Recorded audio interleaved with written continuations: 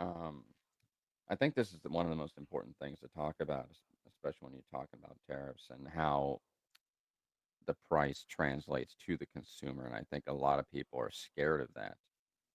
And Well, before we go ahead. jumped into that though, I know that LJ had mentioned just a moment ago the Incoterms, right? There was 11 of them, which I actually have them up right quick. I'm not sure how familiar you are with them, but for anybody that does want to know what they are, you can go to the International Trade Administration that breaks down the 7 Incoterms of 2020 rules for any module transport, and then you come down here, there's the next four that has to do with sea and inland waterway transport.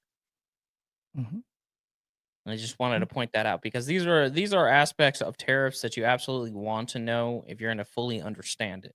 Now, I'll admit I'm still learning myself because it's not something that I'm adversed in. So, for anybody else, if you weren't aware of these, definitely go check them out, read up on them. But let's That jump is a into those. .gov website too for all those. It's got to be a .gov. That is .gov.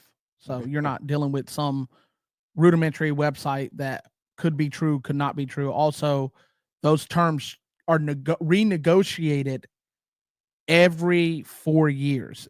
Whether it's a presidential year or not, they're renegotiated every 4 years. But they only remain in those 11 fields that are renegotiated.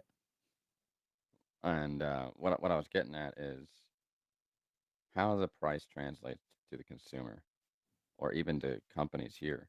So when we talk about Trump and his tariffs in his first term, right? He had something like $80 billion worth of tariffs, majority of which were imposed on China. Now, if we look back 8 years ago, China was basically leading the automotive electrical energy sector.